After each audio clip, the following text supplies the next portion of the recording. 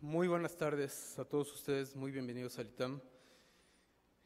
Como siempre, cuando tenemos invitados especiales, pues es un privilegio estar aquí presentándolos. Y yo creo que el día de hoy es un privilegio muy particular para mí el que me hayan solicitado presentar a nuestro conferencista, el doctor Irving Blaslavsky Berger. Esta es una de las más estelares conferencias que vamos a tener a lo largo del año, y no quiero ser peyorativo con los otros conferencistas, dentro de las conferencias magistrales de computación de la División Académica de Ingeniería, y creo que es sobresaliente por la trayectoria del conferencista que hoy nos acompaña.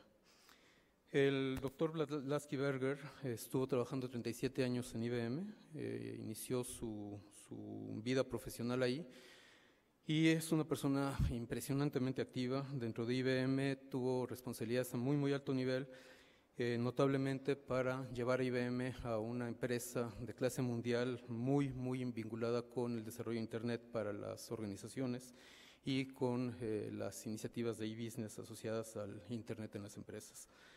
De ahí fue un eje fundamental para hacer de IBM una empresa muy competitiva en supercómputo. Y quienes tengan conocimiento de lo que es el supercómputo hoy en día a nivel mundial, pues sabrán que las computadoras de IBM son sistemáticamente las máquinas más poderosas, más demandadas para este tipo de iniciativas, de arquitecturas y los proyectos vinculados con ellas. Otra de las iniciativas muy importantes del doctor Blaslavsky Berger dentro de IBM fue llevar a IBM a el desarrollo y la vinculación súper estrecha con los sistemas de código abierto. Toda la iniciativa de Linux, en la que está sumamente involucrada IBM, pues es también parte de los grandes logros del doctor dentro de IBM. Es profesor emérito de la iniciativa técnica de IBM, participa regularmente en varias universidades. Estaba platicando con él ahora de una iniciativa muy atractiva que tiene en New York University, participa muy frecuentemente con el MIT en iniciativas de emprendimiento e innovación, que es buena parte del motivo de esta plática, participa con el Imperial College en Londres y con muchas otras entidades. Desde 2005 ha estado escribiendo un blog que les recomiendo ampliamente que no lo consulten, porque quienes lo hemos hecho nos volvemos adictos a ese blog. En realidad, quien quiera saber de tecnologías de la información, de impacto de las tecnologías de la información en las sociedades, de iniciativas de innovación, de todo lo que está ocurriendo hoy en día, pues esa es una lectura imperdible semana a semana. Además, últimamente es un fuerte colaborador del CIO Journal, del Wall Street Journal también. Doctor Blaslavsky Berger, muy bienvenido sea usted al ITAM y muchas gracias por la generosidad de su plática. Muy buenas tardes.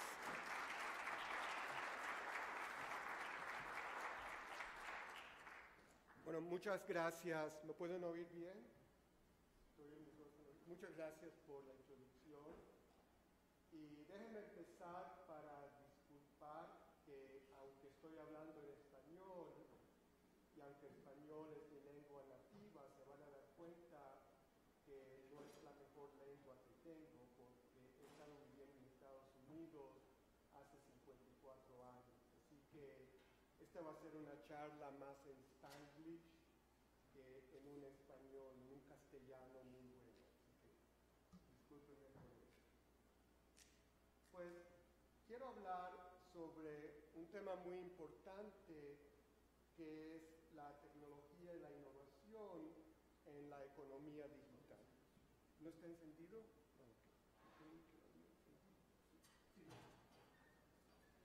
Y ahora me puede...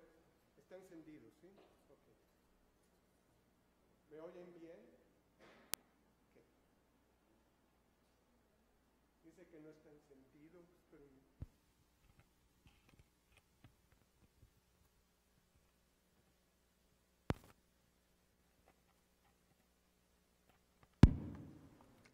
Y ahora está mejor. Ok. Pues el problema es que estaba encendido, pero se había destacado, es decir, no estaba conectado. Así que creíamos que era un problema de software y fue un problema muy simple de hardware. Entonces vamos a hablar de algo muy interesante, que es la innovación en la economía digital. Y déjenme empezar para hacer una pregunta muy básica. ¿Qué es la innovación y por qué es algo tan importante en este tiempo ahora en que estamos viviendo? Y le voy a dar mi opinión, que es que todo alrededor nuestro se está cambiando de una manera enorme. Las tecnologías, los negocios, los mercados, el mundo socioeconómico, tenemos globalización, están pasando muchas cosas en diferentes países. Así que estamos viviendo en un mundo en que el cambio es algo muy fundamental de lo que está pasando. La innovación es lo que tenemos que hacer para poder imaginarnos las implicaciones de estos cambios y no solo imaginarlo, pero entonces poder empezar a trabajar, a prepararnos para que cuando vengan estos cambios estemos listos y en vez de que esos cambios nos maten, nos puedan dar algo, una oportunidad de que podamos competir mejor con el resto del mundo.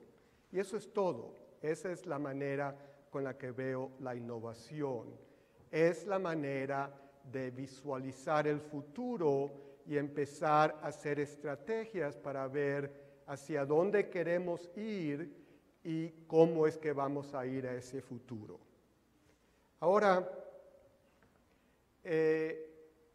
quiero hablar un poco de por qué la innovación en la economía digital es algo tan especial, pero la mejor manera de definir la economía digital es compararla con la economía anterior, que es la economía industrial en la que estamos viviendo en los últimos 200 años.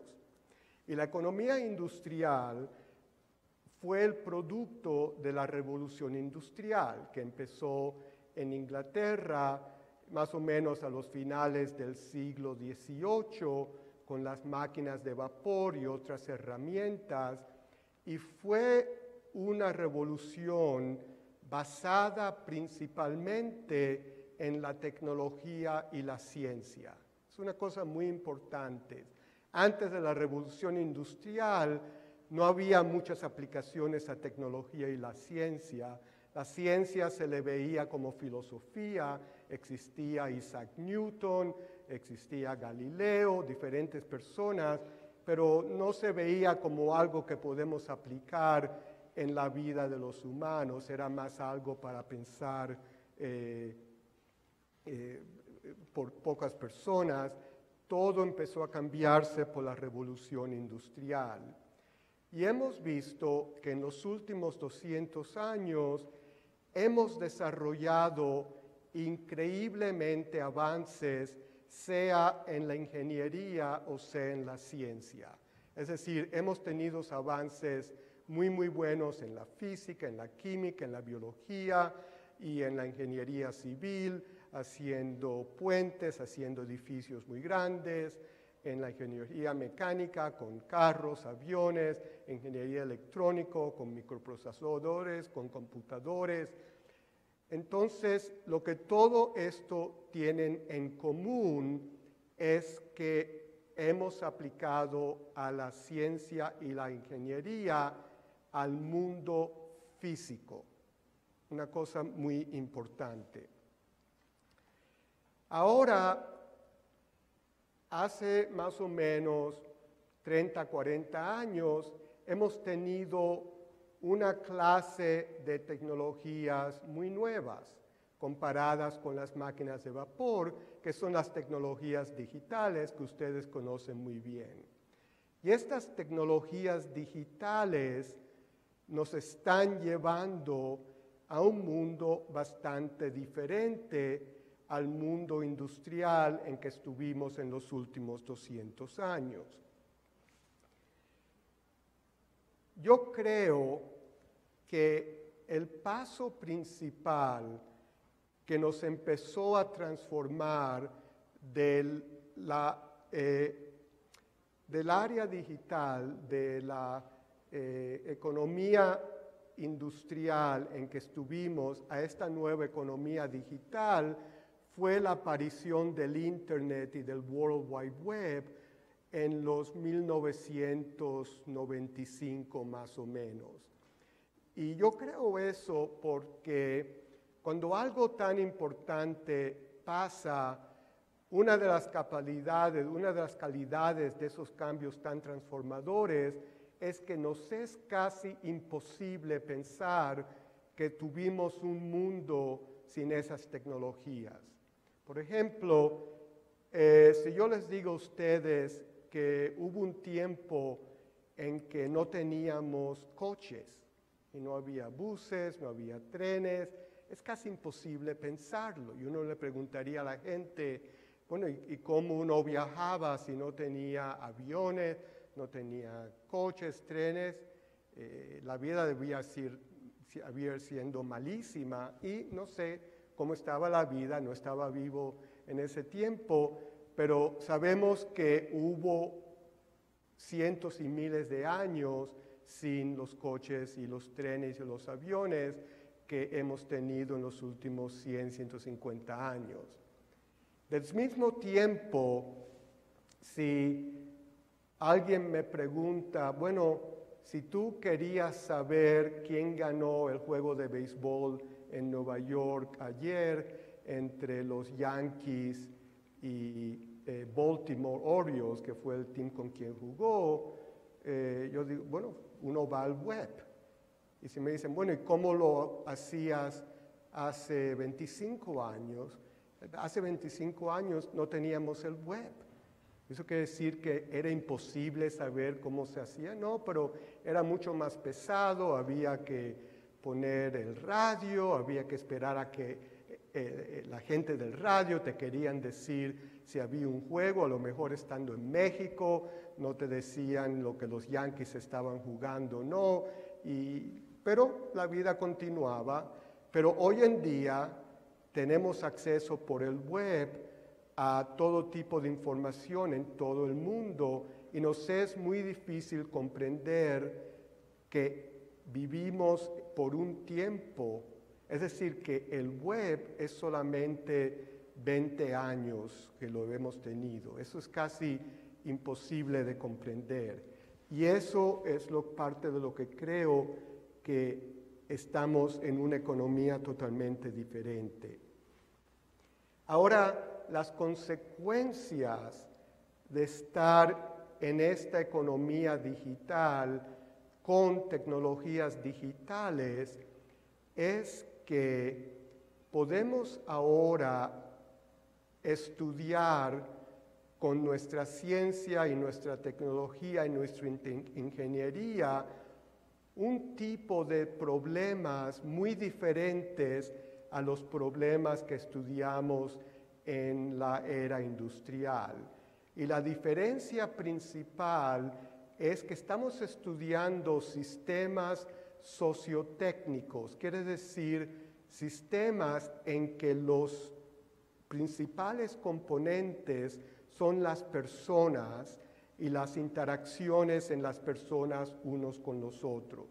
Tenemos tecnologías, pero una parte muy importante de estos sistemas es las personas. Y anteriormente no teníamos las suficientes tecnologías, no teníamos los suficientes datos o las herramientas para hacer ese tipo de estudios. Y estos son unos cambios increíblemente importantes. Una de las áreas muy más importantes de ese tipo de sistemas sociotecnológicos son los servicios. Y en este slide vemos los cambios del GDP o el porcentaje en que la gente ha estado trabajando desde los últimos 200 años en los Estados Unidos. Y ahora les voy a decir en el próximo slide que es muy parecido a los cambios en México y en la mayor parte de los países del mundo. Hace 200 años la mayor parte de la gente estaba empleada en el sector agricultural. Después se ha mecanizado, automatizado tanto las maquinarias agriculturales que el número de personas que se necesitaba para hacer todos los productos agriculturales era mucho menor y se hicieron mucho más trabajos en las industrias, en el sector industrial.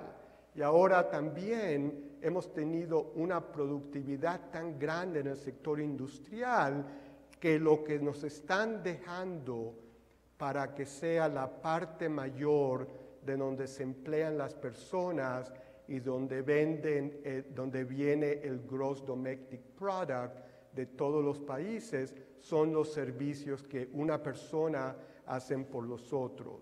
Y entonces, partes de este cambio enorme es que podemos empezar a aplicar tecnología, ciencia e ingeniería a todas estas capacidades de servicio para hacerlas de una manera mucho más eficiente y con mucha más calidad. Ahora, si me están escuchando bien, una de las preguntas que espero que me hagan es, bueno, Irving, si hemos automatizado los trabajos de agricultura y si hemos automatizado los trabajos de industrias y si ahora me estás diciendo que vamos a aplicar las tecnologías a los trabajos del sector de servicio, ¿qué vamos a hacer los humanos en el futuro? Es una pregunta muy importante que no sabemos la respuesta, pero hay que pensar mucho en ello porque es el mundo hacia donde vamos a avanzar y vamos a hablar un poco más de eso. Y quiero con esta tabla, con este chart, indicar que en los Estados Unidos el porcentaje de la población trabajando en trabajos de servicio es casi el 80%, pero como ven, México no está muy abajo de eso, es como el 70% ahora, y estoy casi seguro que en los próximos 10, 20 años el porcentaje de trabajos en México que van a ser más trabajos en servicios, de todo tipo, de oficina, de información, de desarrollar software, de cocinar, de todo tipo de servicios, va a continuar creciendo porque estamos aplicando más y más tecnología al resto de los trabajos. Y como ven, esto está pasando más o menos en casi todos los países del mundo, más en los países más avanzados económicamente, menos en los países menos avanzados. ¿Y cuáles son ejemplos de nuevas industrias donde podemos aplicar nuestras tecnologías que no la hemos podido hacer anteriormente? Y esta es una página de un estudio muy interesante que la compañía McKinsey hizo más o menos hace un año y que están hablando que una de las transformaciones más grandes que esperan en los próximos 10 años es las transformaciones de sistemas complejos como los sistemas de la salud.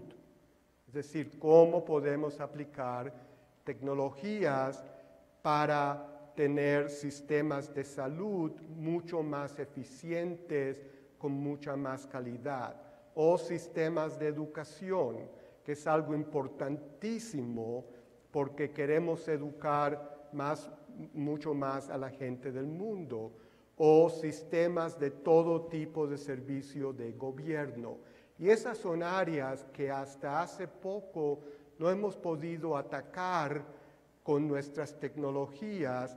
Las escuelas de ingeniería y de sistemas como ITAM no han podido enseñar cómo hacer eso porque no teníamos las suficientes herramientas para eso, pero es el tipo de problema que vamos a ver más y más hacia el futuro.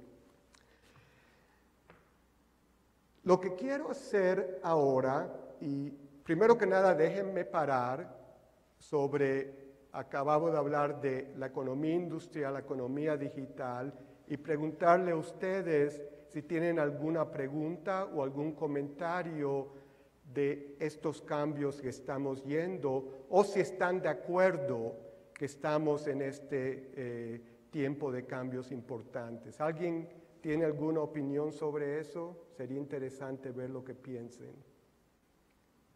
Y cuando doy clases, si alguien no levanta la mano, entonces a lo mejor escoja a alguien y le pregunto su opinión. Así que, sí, por favor.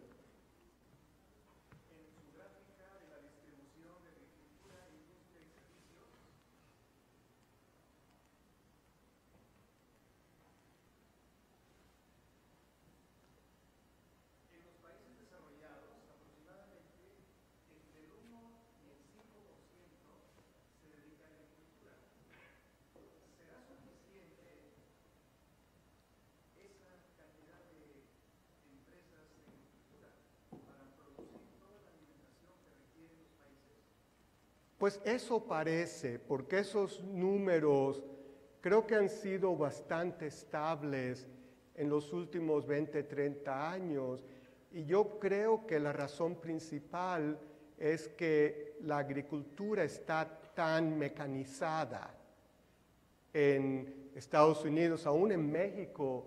México, la agricultura es una industria enorme. Acabo de comer un mango riquísimo en el almuerzo y que se hizo aquí en México, y no se necesita tanta gente para producir eso porque la agricultura está tan industrializada. Así que no he oído nadie predecir que hacia el futuro vamos a tener que crecer el número de personas trabajando en agricultura. Eso no lo he oído. No sé si alguno de ustedes lo han oído. Pero...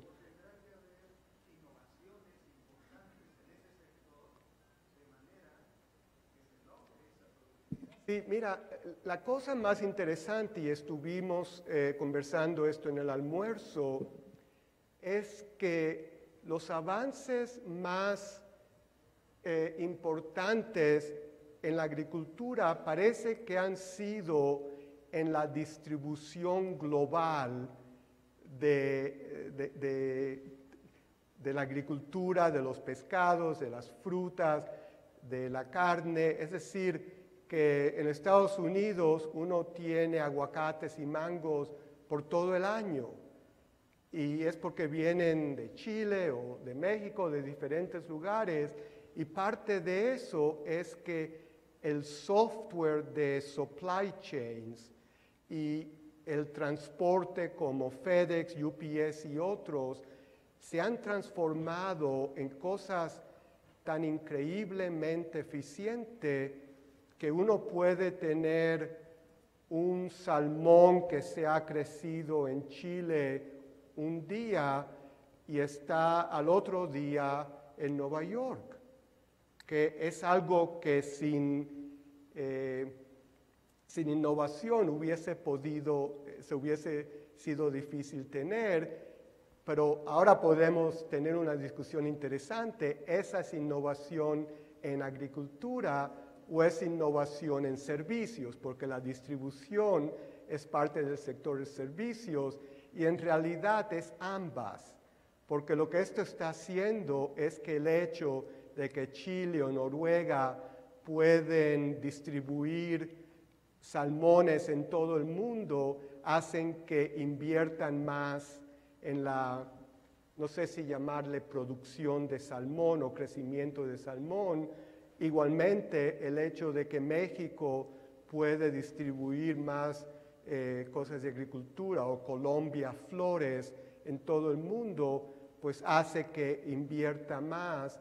Pero no sé si lo invierten, no sé si el problema principal es la agricultura misma o los servicios que están alrededor de la agricultura, como la distribución, las cuentas, los pagos y todo eso, que las economías los cuentan como servicios, no como sector industrial. Y eso quiere decir, y yo sé que en el ITAM una de las carreras más fuertes es la economía, ¿verdad?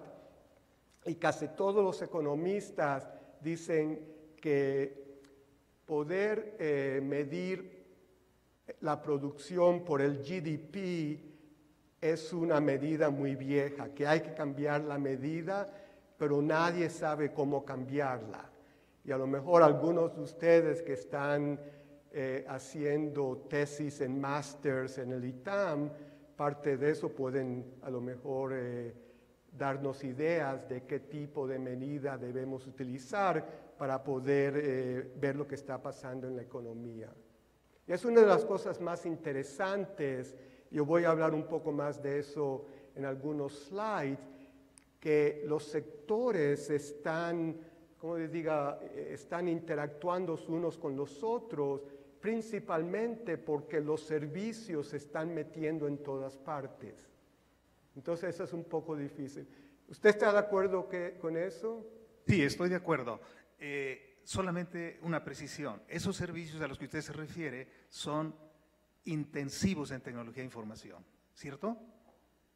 ¿Con qué cosa? Intensivos en tecnología de información. Sí. Por tanto... Pero mire, no, por eso es lo interesante. Usted dice, los servicios son intensivos. Yo he visto las cifras en Estados Unidos de diferentes trabajos de servicios. Y por ejemplo, una tercera parte de los servicios no son de information intensive. Por ejemplo, ser un jardinero. No sé cómo aplicar información al jardinero, o ser un chef en un restaurante, o un mesero, o hacer pizza. Entonces hay una cantidad grande, pero eso es a lo mejor un babysitter. No sé si hay aplicaciones intensivas de tecnología para babysitter, a menos que sea darle al bebé un iPad para que esté. Pero eso es una cosa diferente.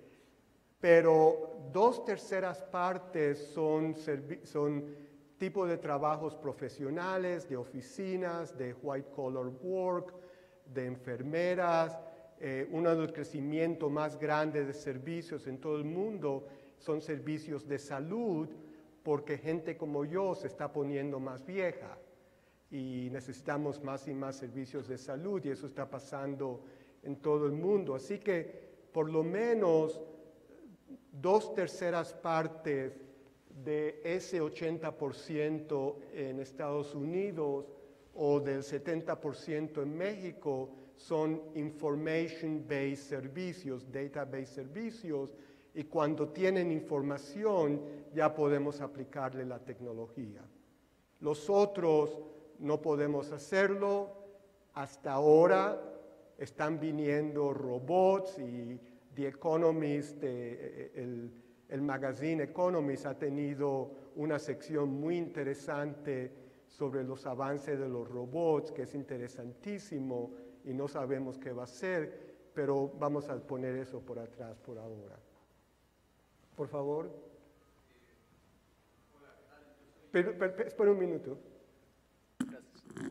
Hola, soy estudiante de Ingeniería en Computación de la UNAM y me llama la atención porque su análisis es similar a lo que marca la teoría de Schumpeter. ¿Lo que manda quién? La teoría de Schumpeter sobre la importancia de las tecnologías digitales como nueva forma industrial.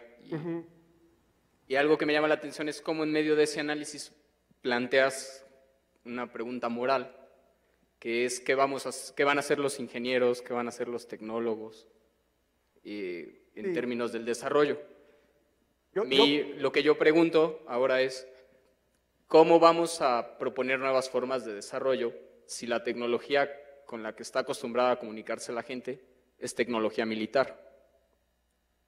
Los desarrollos tecnológicos y digitales que tenemos son producto de investigaciones militares. Dice, las tecnologías militares. Pues toda la tecnología en general es resultado de la investigación militar. Moore lo advierte en su ley. Mira, en realidad, y déjame ver si yo oí la primera pregunta y ahora vamos a hablar de eso, pero la segunda pregunta, creo que dijiste que la mayor parte de las tecnologías que usamos ahora han venido de investigaciones militares, y eso fue verdad hace 30 años.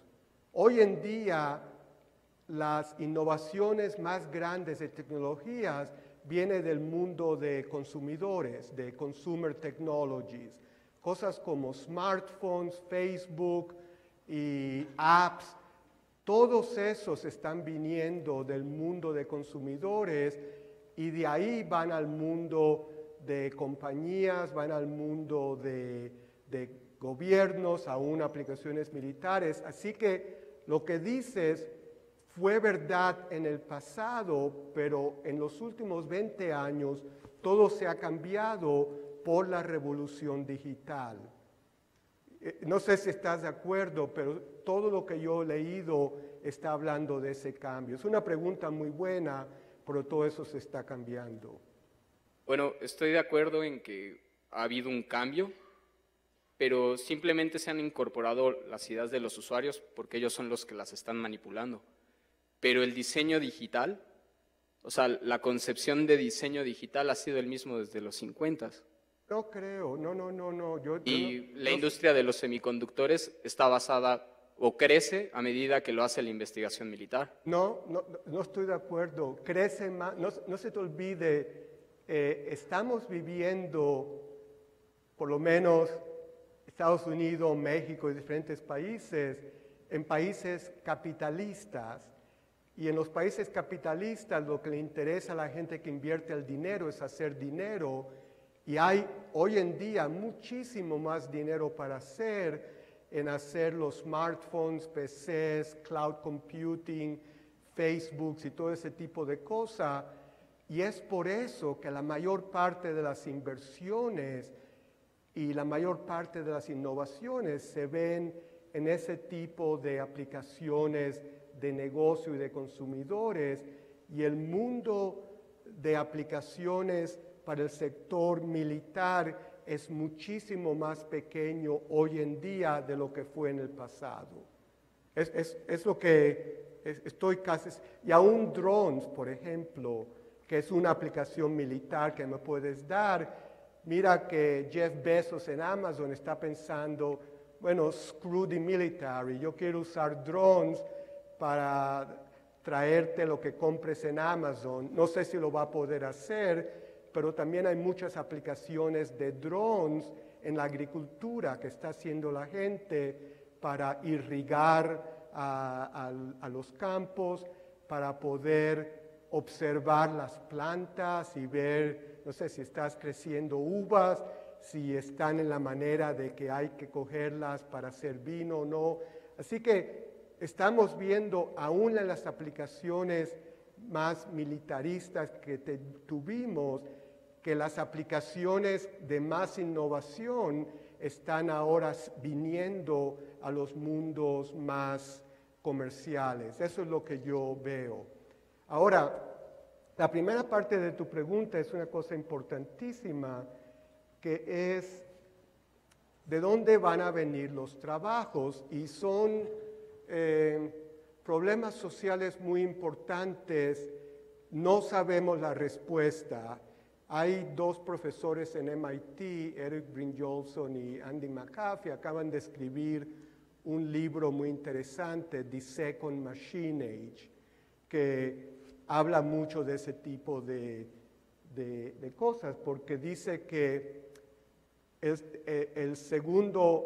la segunda era de máquinas se refiere a las máquinas más inteligentes, en que no son máquinas de fuerza o de rapidez, son máquinas cognitivas, de inteligencia, de analizar información.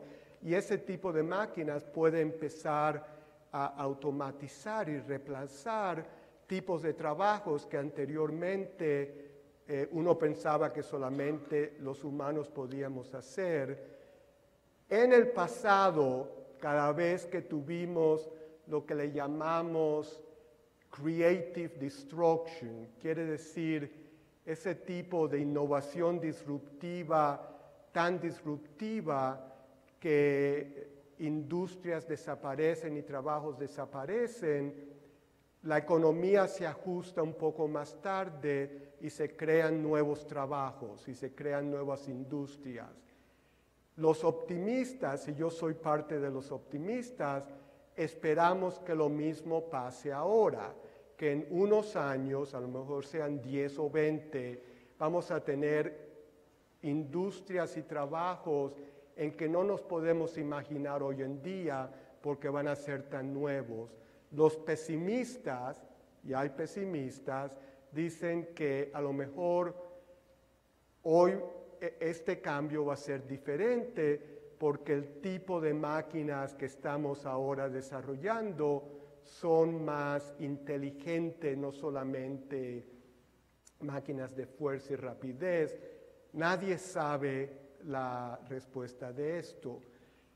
La gente que han perdido más trabajo en los últimos 10 años han sido los trabajadores de las clases más medias. Los más profesionales, como todos ustedes son o van a ser cuando tengan sus grados, sus degrees, su licenciatura, maestrías y eso, están muy bien. Y es más, no solo están muy bien, pero va a haber más y más trabajos de sistemas complejos, de cosas complejas que necesitan sus talentos. Y al otro extremo está gente que están fabricando edificios, haciendo carreteras, jardineros, que las máquinas no pueden reemplazar. La gente más en el medio que está haciendo tipo de trabajos de oficinas o de manufactura más repetitivos son los que han perdido el trabajo. Y es un problema y no sabemos hacia dónde vas, pero es una cosa que es muy importante pensarlo y ver qué debemos hacer como sociedad, como gobiernos y como economía. Y vamos a ver, como digo, no todos los problemas sabemos la respuesta hoy en día, pero la única manera de saber qué hacer es analizar los problemas y recomendar las acciones mejores. Por favor.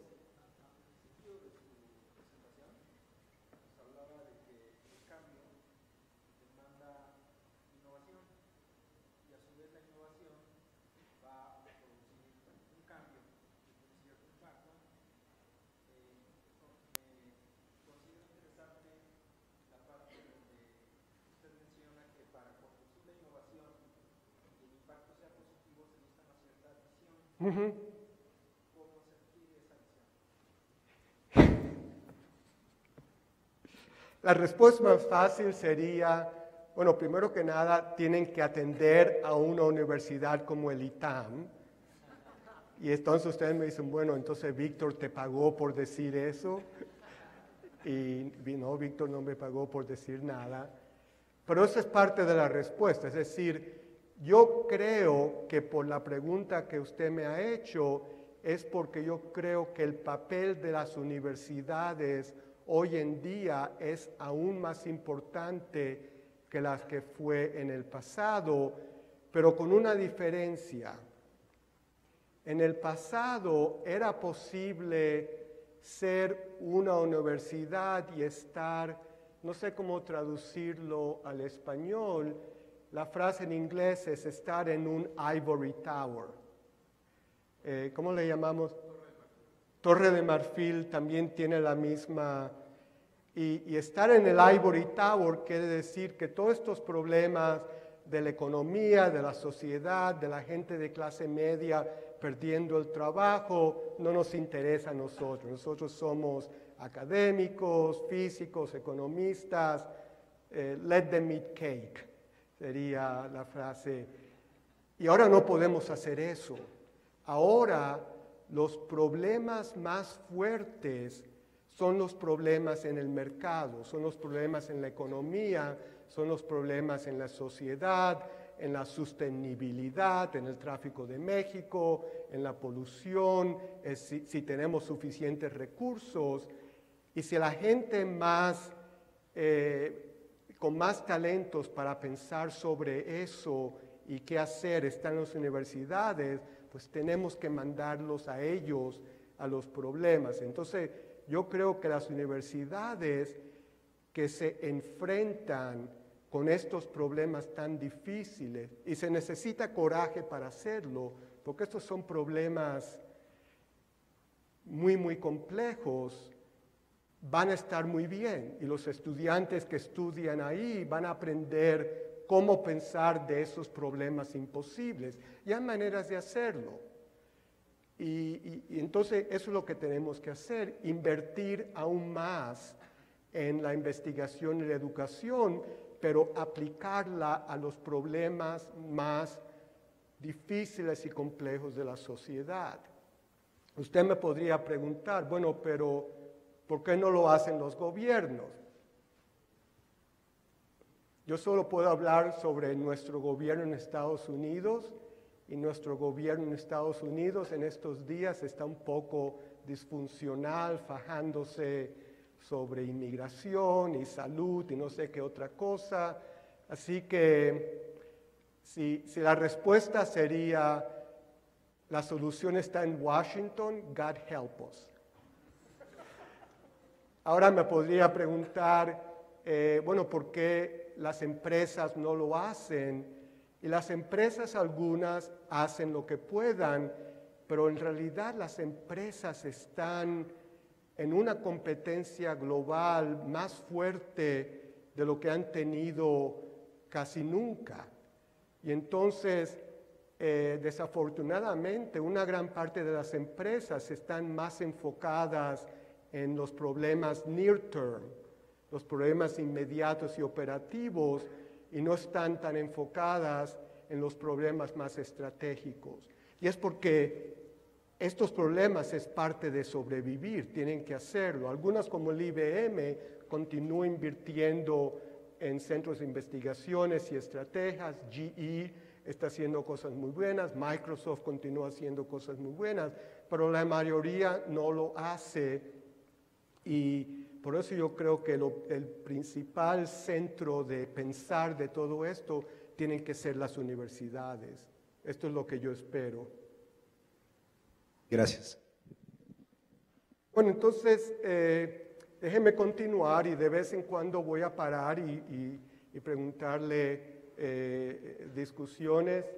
Lo que quiero hablar ahora es casos concretos en diferentes áreas en que yo he estado trabajando en los últimos años, que veo que son el tipo de aplicaciones de la tecnología en problemas muy importantes que vamos a empezar a hacer. Bueno, la primera tecnología de que quiero hablar es el concepto de los móviles y el mobile internet. Ahora, todos ustedes van a reconocer los móviles y las aplicaciones que tienen, que son los navegadores. Ahora, es interesante que en algunos años en el futuro vamos a hablar del concepto de perderse como algo muy pasado, como el concepto de que no había carros. Y si alguien le pregunta a ustedes, bueno, mamá, ¿por qué estuviste un poco tarde? Y tú le dices, bueno, porque me perdí caminando al restaurante. Le dices, ¿te perdiste? ¿Por qué no sacaste el navegador? Óyeme, tú estás viviendo no sé en qué siglo. Y una de las aplicaciones más interesantes que nos han dado los móviles solamente muy recientemente es el hecho de que aplicaciones geoespaciales. No nos podemos perder con los móviles porque ellos nos dicen dónde estamos y si les decimos dónde queremos ir, nos dan las rutas mejores. Todos nosotros sabemos esa aplicación. Ahora quiero hablar de una aplicación muy interesante que está automatizando una de las tecnologías más viejas que tenemos en el mundo. Y esa tecnología tan vieja es el dinero. Y este slide es de una de las primeras monedas de oro del mundo y es parte de la colección del British Museum en Londres. Y esta moneda de oro se hizo hace 2500 años en Asia Menor, en Turquía, una región que es parte de Turquía. Y esa región podemos comprender por qué ellos inventaron el dinero, porque era una región donde diferentes culturas estaban pasando unas por las otras y hacían negocios unas con las otras. A lo mejor una tenía maíz y la otra tenía camellos y querían cambiar maíz por camellos y entonces estaban discutiendo, bueno, cuántos camellos por cuántas plantas de maíz y le llevaba mucho tiempo. Entonces alguien dijo, bueno, mira, vamos a inventar una tecnología, le voy a llamar una moneda de oro y vamos a hacer precios y cada mata de maíz, este es el precio, y cada camello, este es el precio, y de ahí en adelante, pues fue mucho más fácil transaccionar el comercio. Y eso fue la razón por la que se inventó el dinero, y no tengo que decirle que desde entonces el dinero ha jugado un papel muy central en todas las civilizaciones del mundo. A veces es un papel un poco feo, a veces es un papel un poco mejor, pero el hecho de que es un papel muy central, no cabe duda de eso. Una de las innovaciones más grandes en que estamos aplicando los smartphones es como digital wallets, como carteras digitales para poner el dinero y hacer pagos. Y hay una cantidad de innovaciones en el mundo que están viendo cómo digitalizar todo lo que tiene que ver con dinero y todo lo que tiene que ver con pagos. Déjenme preguntarles, porque ha habido tantos artículos de estos, ¿quién ha oído hablar de Bitcoin? Muchos de ustedes, ¿verdad? Y Bitcoin es una de esas innovaciones. Es posible que Bitcoin mismo no sea la tecnología o la innovación que va a sobrevivir en el futuro. Muchas veces las innovaciones pioneras como Napster no son las que sobreviven para el futuro. Y Bitcoin tiene problemas que a lo mejor le es difícil sobrevivir, pero Bitcoin está innovando mucho con criptología, con diferentes maneras de payments, con arquitecturas más distribuidas para hacer pagos de todo tipo. Una de las razones mayores por la que podemos ahora tratar de hacer aplicaciones nuevas con carteras digitales y los smartphones, los dispositivos, los móviles, es porque el costo de los móviles es tan bajo que casi todo el mundo, y cuando digo casi todo el mundo no es metafórico, estoy hablando en serio, la penetración de los dispositivos, de los smartphones, no de los smartphones, de los móviles en las poblaciones del mundo es casi el 100%. Entonces quiere decir que cuando estamos innovando de cómo hacer pagos con los móviles, estamos pudiendo llegar a esas innovaciones a casi todo el mundo, en todas partes del mundo. Entonces el digital divide ya ha desaparecido con el mundo de los móviles. No todos son smartphones, pero en unos años todos van a ser. Esto es particularmente importante en los segmentos más pobres del mundo, porque la gente, por ejemplo, hay alguien, déjame decir, ¿quién aquí tiene tarjeta de crédito? Credit card. ¿Casi todos ustedes lo tienen? ¿O cuenta de banco? ¿Casi todos ustedes lo tienen? Para poder ser parte de la economía digital hay que tener tarjetas de créditos o cuenta de banco. Y más o menos 2.000 millones de personas en el mundo la tienen. Eso quiere decir, en el mundo hay más o menos 7.000 millones de personas ahora, y vamos a decir que 2.000 millones de eso a lo mejor son chicos de menos de 18 años. Quiere decir que hay entre 2 y 3.000 millones de personas que están fuera de esta economía digital, y eso quiere decir que todas las transacciones que hacen tienen que hacerse en efectivo. Y ha habido muchos estudios que las economías basadas en moneda, en dinero efectivo, les hacen mucho más difícil salir de la pobreza que las economías basadas en moneda digital. Porque cuando uno ya está parte de la economía digital, es muchísimo más fácil hacer pagos, tener préstamos y hacer todo tipo de cosas. Entonces, una de las innovaciones más grandes que se están haciendo es cómo utilizar el hecho de que casi todo el mundo ahora tiene dispositivos, poder utilizarlos con carteras digitales y facilitar el uso de pago.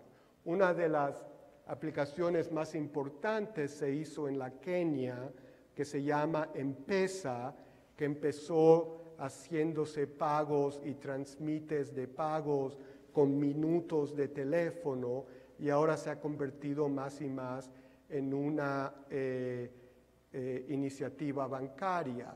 Y lo que está pasando es que muchas de estas comunidades que no han tenido buena infraestructura bancaria la están haciendo totalmente de nuevo utilizando el mobile o internet.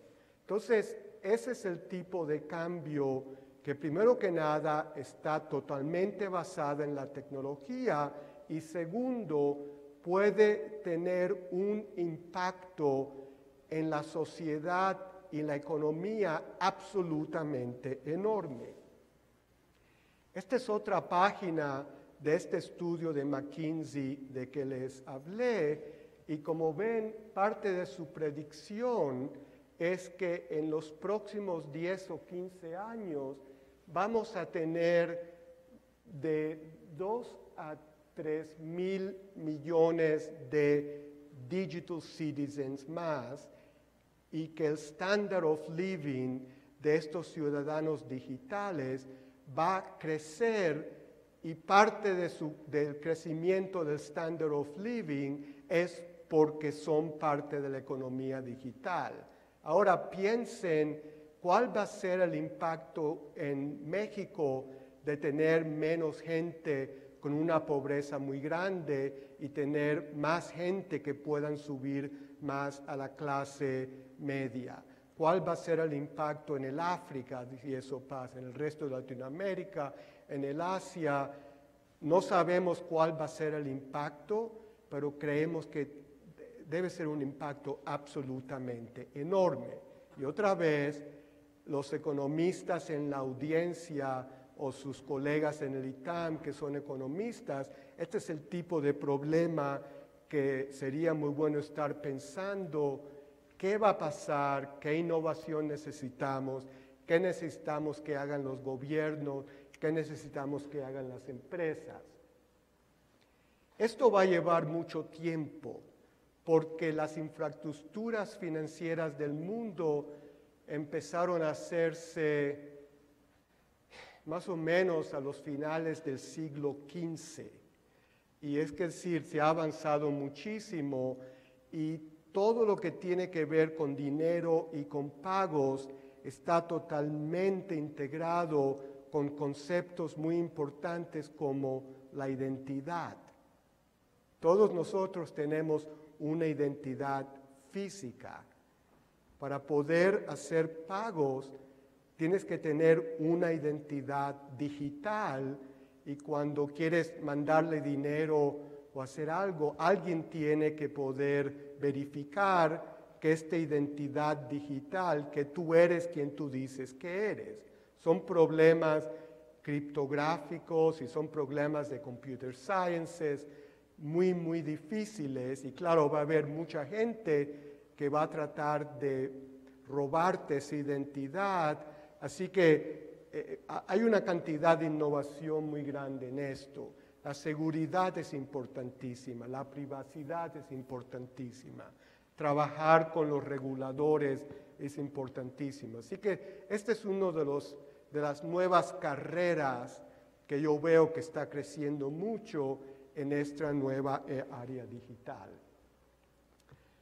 Otra área en que he estado muy envuelto es todo lo que tiene que ver con cloud computing. Y yo veo a cloud computing como la evolución natural del Internet. Y particularmente el cloud yo lo veo como el mecanismo para distribuir servicios y distribuir aplicaciones a todo el mundo. Es el uso del Internet para poder distribuir todo tipo de servicios y aplicaciones, sea verificar identidad, darles navegadores, darles direcciones, darle apps de todo tipo. Y lo que es tan importante del cloud es que si la aplicación está bien diseñada, ustedes no tienen que saber dónde está, cómo funciona, solo tienen que utilizarla desde el device que utilicen, sea un smartphone o sea una tableta, y entonces automáticamente le dan el acceso a la aplicación, hace lo que tiene que hacer, le baja la respuesta y todo está trabajando bien. El cloud está causando una transformación enorme en el mundo de los negocios porque una cantidad enorme de productos se están convirtiendo como el producto como un servicio. Es decir, los servicios mismos son los productos principales y más los modelos de los negocios están basándose en los productos, en los servicios alrededor de los productos. Por ejemplo, hoy en día, cuando las aerolíneas compran jet engines de compañías como General Electric o Rolls-Royce en Inglaterra o Pratt & Whitney, no compran los jet engines. Lo que están comprando es lo que le llamamos uptime. Ellos pagan por el número de horas que el jet engine está funcionando. Y eso lo que hace es que la responsabilidad de que el jet engine funcione mientras más horas posible, ahora es parte del vendedor. ¿Qué hace GE, Lloyd, Rolls-Royce o Pratt & Whitney para que eso funcione bien? Bueno, una de las innovaciones más grandes ha sido poner sensores de todo tipo en estos equipos tan caros y que mientras están funcionando le están transmitiendo información de tiempo real a los centros de soporte de las industrias.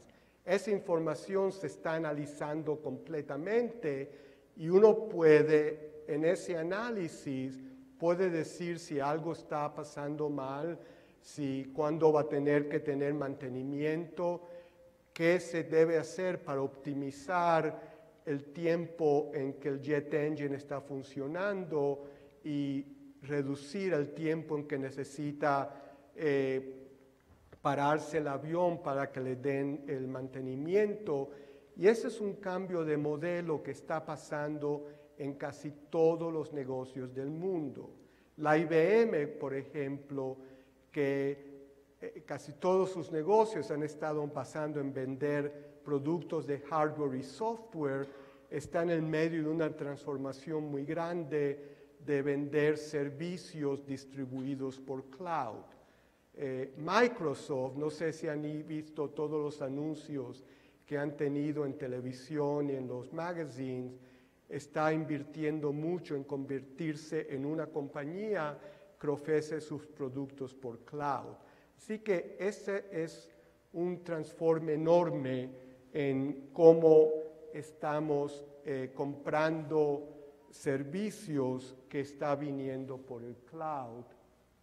Y es el tipo de innovación que necesitamos muchísimo investigación y experimentos para ver cómo hacerla de la mejor manera posible. Déjenme parar, ahora quiero continuar con Big Data, pero antes que eso, déjenme ver si hay alguna discusión que podemos tener sobre lo que hablamos de los móviles y sobre lo que hablamos sobre cloud computing. Si alguno de ustedes tienen alguna pregunta o alguna sugestión, por favor. Espera un minuto, ahora viene Luli con el micrófono.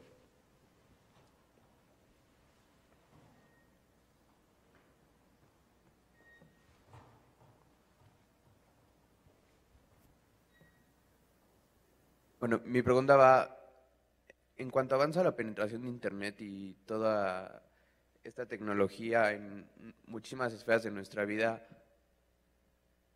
también estamos renunciando a, entre otras cosas, privacidad en lo que hacemos. Entonces, mi pregunta es, ¿crees que la esfera de lo privado es algo, no sé, es el paradigma anterior y nos tenemos que acostumbrar a, a renunciar a esto? No. Los pesimistas hablan así, es como lo dicen. No, pero en realidad parte de la investigación es cómo poder ofrecerte servicios. Por ejemplo, si te decimos que si quieres comprar algo y quieres usar un digital wallet y parte de la verificación es que te piden un PIN. Bueno, eso es una violación de privacidad.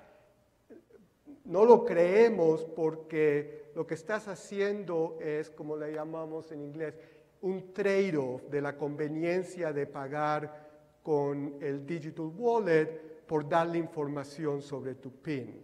Y ese parece que ser un trade-off bien. Mientras que tú sabes qué información están tomando de ti y tú crees que te están dando beneficios y tú les has dicho que está bien, no hay problema. El problema viene cuando no sabes qué información están tomando, la están utilizando en maneras que no te dan ningún beneficio y entonces no te sientes bien de todo eso.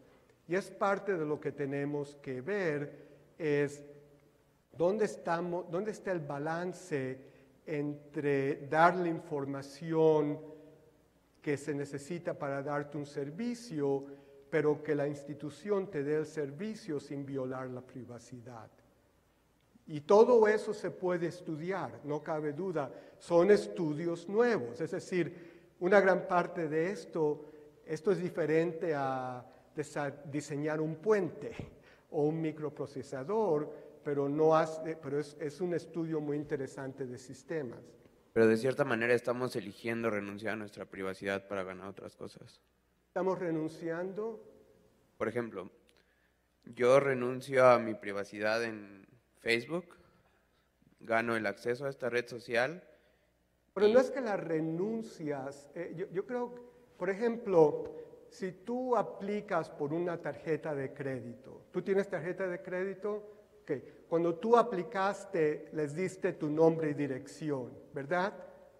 Y a lo mejor te preguntaron dónde trabajaste y eso. Ahora, yo no lo veo como una renuncia de privacidad, es decir, yo lo veo como una transacción económica que una compañía te va a dar tarjeta de crédito y cada vez que te deja hacer pago con ellos tienen un poco de riesgo y parte de lo que necesitan para reducir el riesgo es que tú le des un poco de información. Y entonces ese es un trade-off, no sé cómo decimos trade-off, déjenme llamarle trade-off, todos ustedes saben.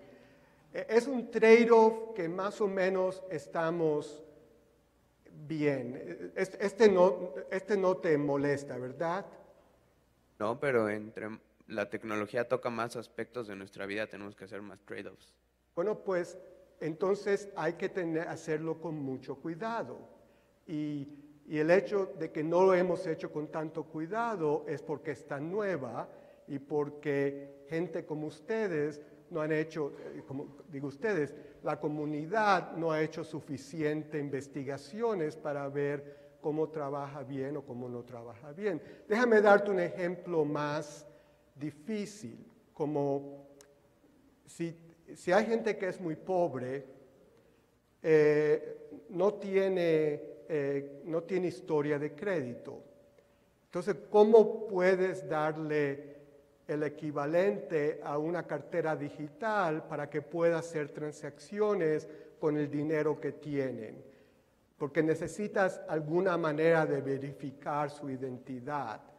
Ahora, se han hecho estudios, y en gente con que trabajo en MIT han hecho esos estudios, que una de las verificaciones mayores de quién tú eres es la información geoespacial.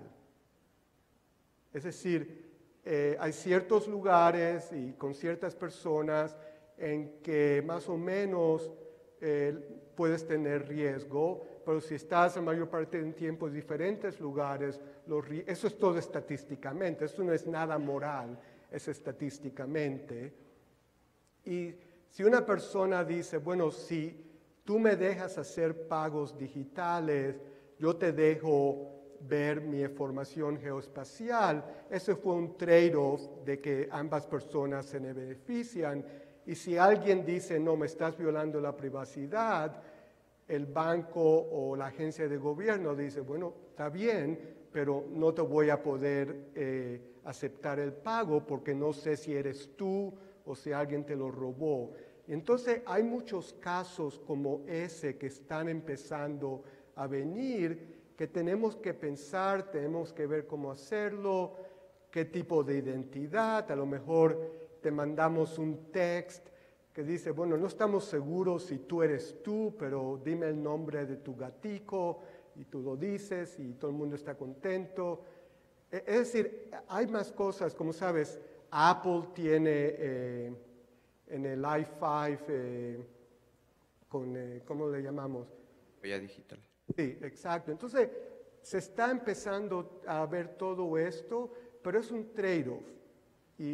Pero entonces, lo importante es que más hoy que nunca, la privacidad y la seguridad se puede estudiar como un sistema digital muy complejo. Eso es lo interesante desde el punto de vista de investigación.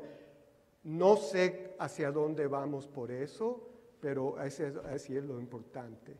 Y nota que no he mencionado el CIA o el NSA, eso es algo totalmente, no sé qué decirte de eso. Gracias. Ok, gracias. Sí, por favor. En la información que ha presentado, una de las cosas que parece ser que está ocurriendo es que se supone tácitamente que todas las herramientas tecnológicas están a disposición de todos. Y creo que en el contexto mundial ese no es el caso. Hay muchas sociedades que no tienen acceso a esas herramientas de información. pero hay muchas menos que hace 10 años, eso es lo bueno. ¿Está de acuerdo con eso? Sí, sí. Mi pregunta era de qué manera se trata de hacer esto más incluyente, pues. Sí, sí, sí. Porque todas estas reflexiones, si no tienen esa tecnología, Big Data y mobile phones y Sí, todo eso, sí. realmente no tiene ningún sentido para mucha gente. No, pero lo que hemos visto, por ejemplo, en la India, el uso de mobile phones y de llamadas y de texting es casi universal. Es decir, porque los costos, hay compañías como Bharti, no sé si van a hablar de Bharti, es una compañía india muy innovativa, que el CEO Sunil Mittal es una persona muy interesante. Los costos por minuto en Bharti son bajísimos y los costos de los móviles son muy bajos.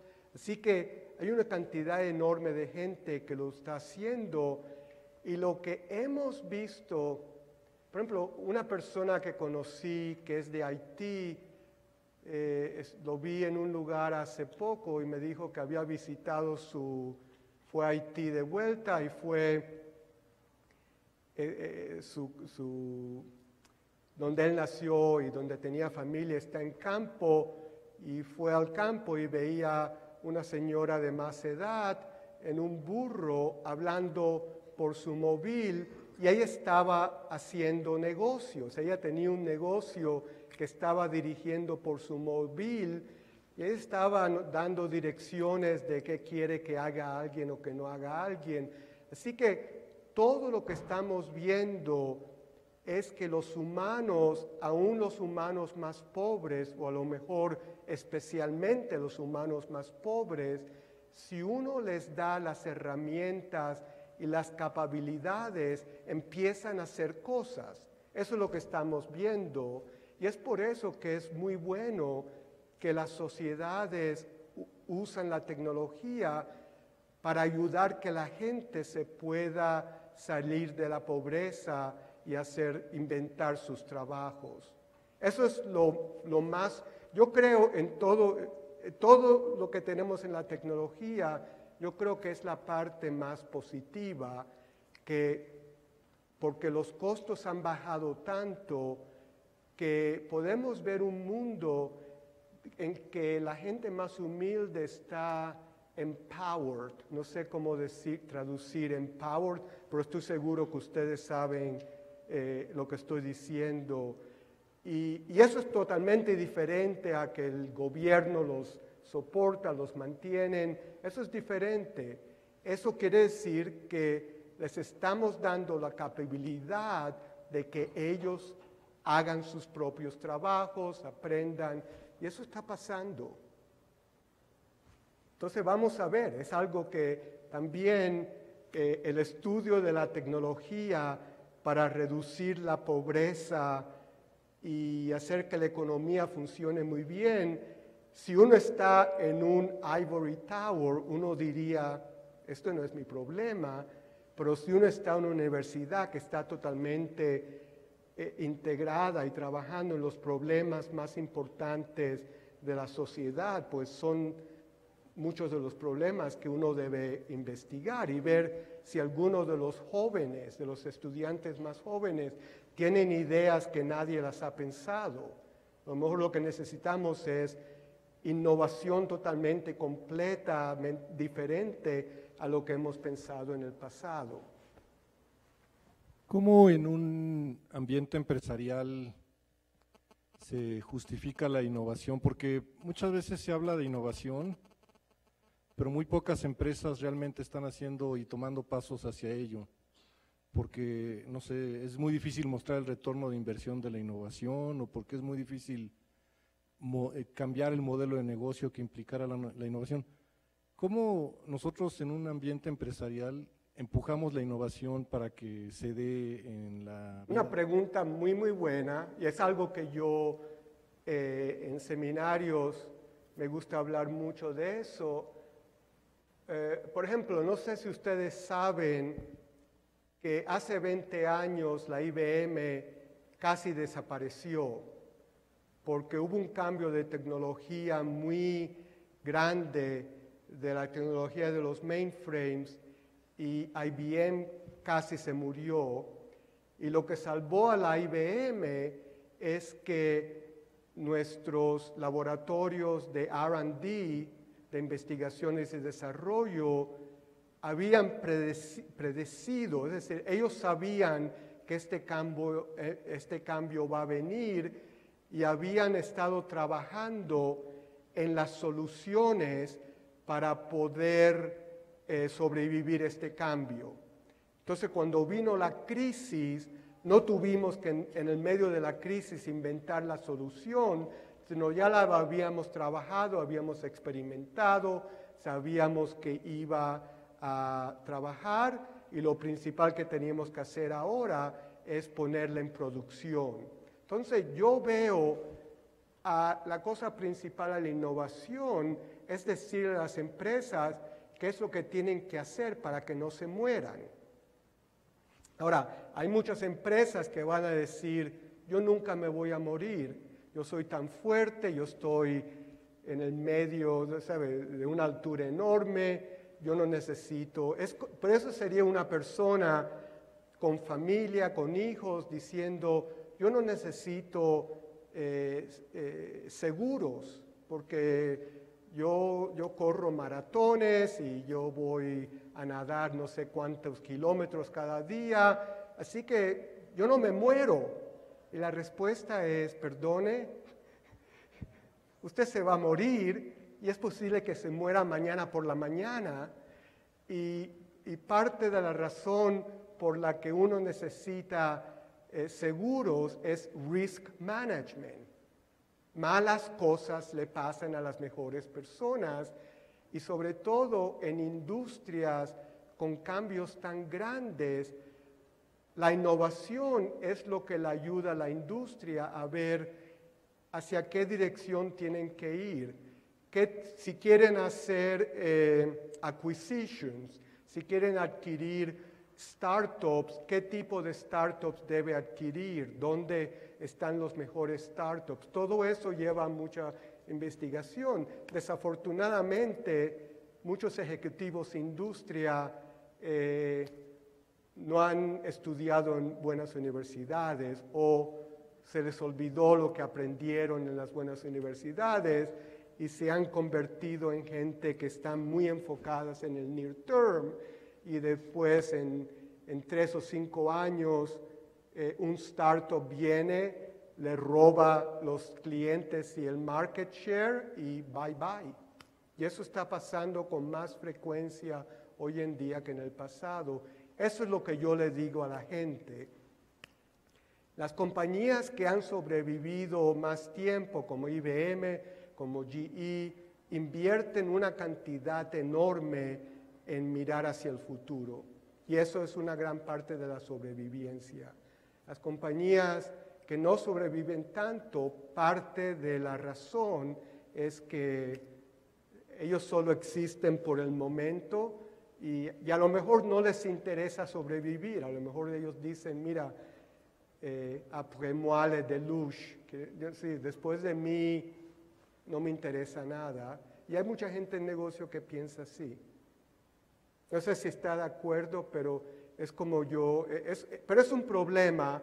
Pero es un problema por la compañía, no es un problema para los mercados, porque en un mercado abierto, en un free market, la posición de estas compañías que se mueren se toman con startups, con competidores. Así que en un mercado abierto no es un problema. Alguien del ecosistema viene y cubre ese nicho del mercado. Así que no es malo por el mercado, pero es malo si uno es empleado de la economía. Déjenme, ya debo parar, ¿verdad? Teníamos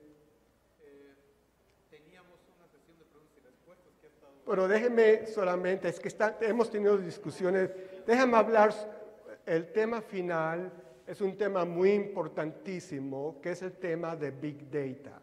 Y como saben, todos ustedes saben lo que digo por Big Data, ¿verdad?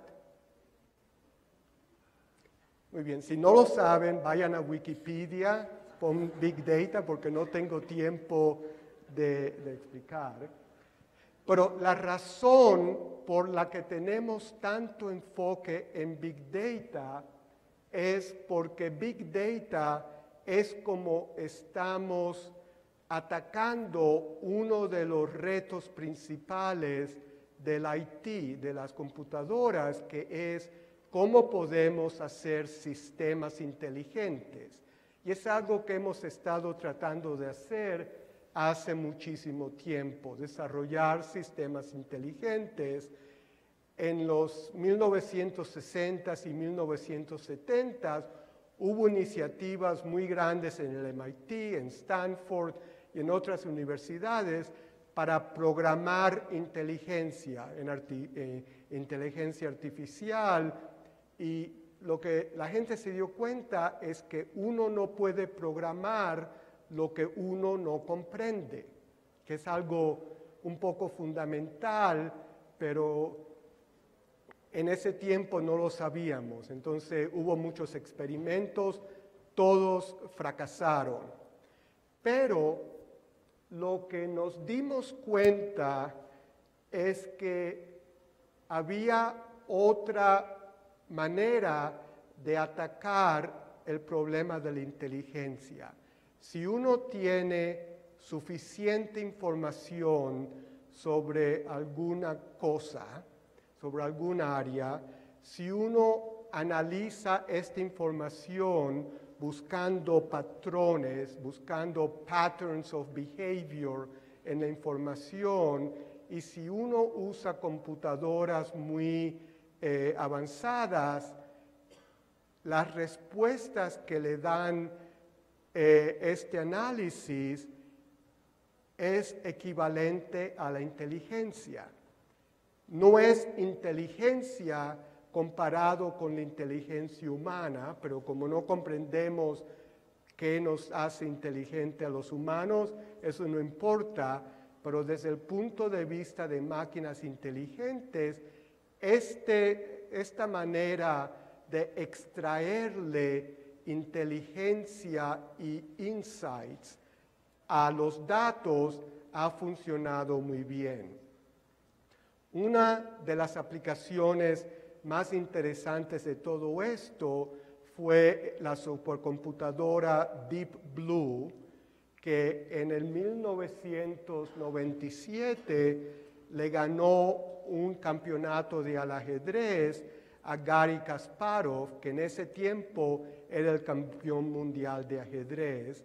Y Deep Blue solo era una máquina, una supercomputadora del tipo de parallel supercomputadoras que yo y mi equipo habíamos trabajado, pero diferente gente la había programado. Y lo principal es que Deep Blue tenía una cantidad de información enorme sobre todo tipo de juego, cuál movimiento de piezas en diferentes circunstancias estaba mejor, y estadísticamente podía escoger el tipo de juego que le da más probabilidad de ganar. Y esa actitud de Deep Blue fue suficiente para ganar el campeonato de ajedrez. Ahora hemos tenido varios otros ejemplos. ¿Ustedes conocen el libro o la película Moneyball? Con Brad Pitt y Jonah, ¿cómo se llama?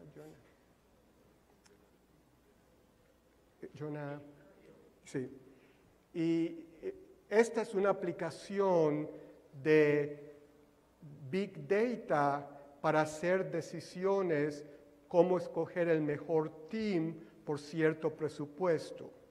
Y los que han leído el libro o los que vieron la película ven que parte de esto fue el conflicto entre la manera de escoger el team clásica con scouts que ven a los peloteros, esta es aplicación en béisbol, ahora se está utilizando en todos los deportes, y los quants que están con todos los datos, analizando los datos y tratando de predecir, basado en la historia, cuál capacidades de peloteros van a poner el mejor team. Y el Oakland A's, que es el equipo que se escribió Moneyball, ha tenido un éxito enorme en todo eso. Es un área muy interesante. En el MIT el mes pasado hubo toda una conferencia en la aplicación de Big Data a los deportes. Es un área muy, muy, muy interesante y a lo mejor algunos de ustedes se van a convertir en data sciences del mundo de deportes.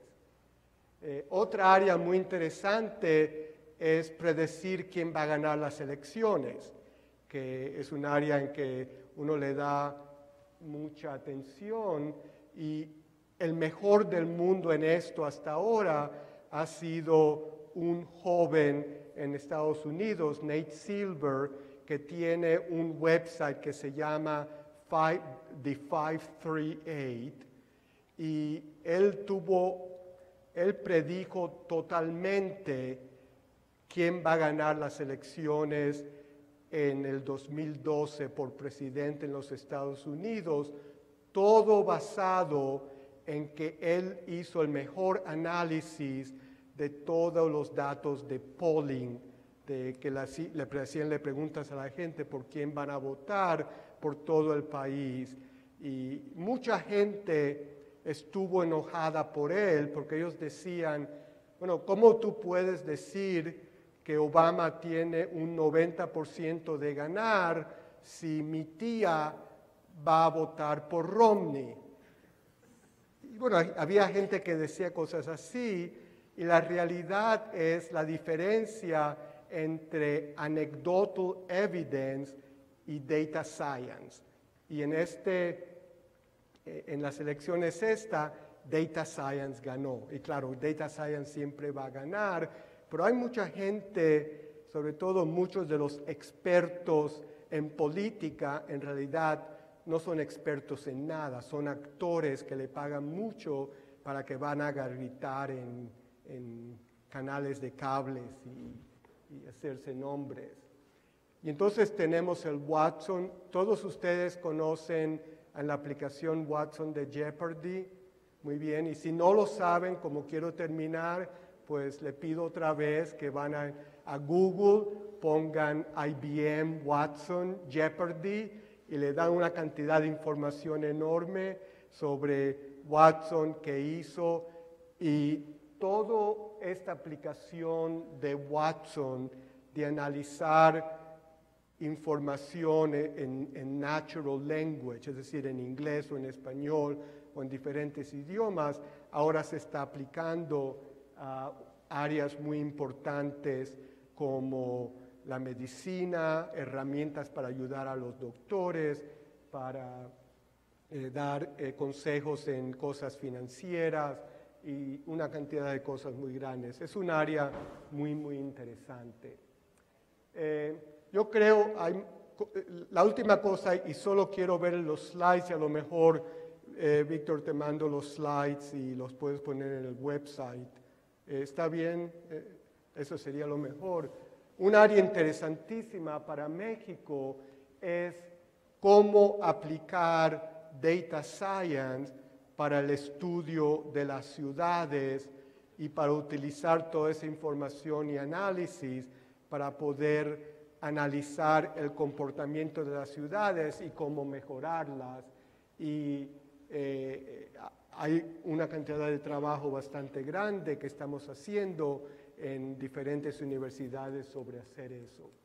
Entonces, finalizando, estamos yendo de la economía industrial a una economía digital y les di varios ejemplos del tipo de iniciativa de economía digital que son totalmente nuevos.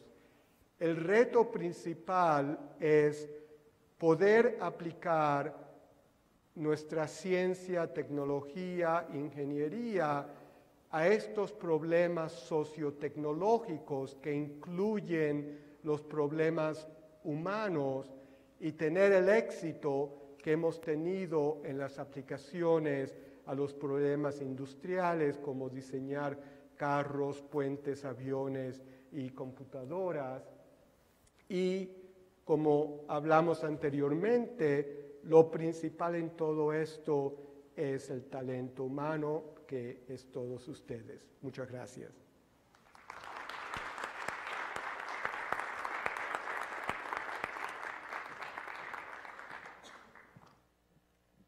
Muchas gracias, doctor Bladavsky. Bueno, para los que no entendieron los comentarios locales, Víctor es quien debería estar parado aquí. Afortunadamente tiene una terrible afonía, que es lo que me ha permitido ocupar su lugar en este foro. Espero que después de esta muy sabrosa plática con el doctor Bladavsky, pues compartan conmigo el temor, la preocupación de que su blog es sumamente adictivo. Esta vinculación de tecnología con impacto en la sociedad, sistemas sociotecnológicos, es una constante en lo que van a estar leyendo. Se me había olvidado advertirles que también es un muy sabroso conversador, como ya se dieron cuenta. Y bueno, teníamos reservado un espacio para preguntas y respuestas. Creo que ha habido ya mucho espacio para discusión, y la buena noticia es que la generosidad del doctor Bladavsky nos va a alcanzar para poder estar con él poco más de una hora en un brindis que vamos a tener aquí afuera, y ahí podremos platicar cosas más puntuales de lo que nos dejó con curiosidad, que no nos puedo compartir, o detallar algunos de los temas que ya fueron discutidos aquí. De manera muy humilde le vamos a dar un pequeño reconocimiento en agradecimiento a su conferencia, doctor. Muchas gracias. Gracias.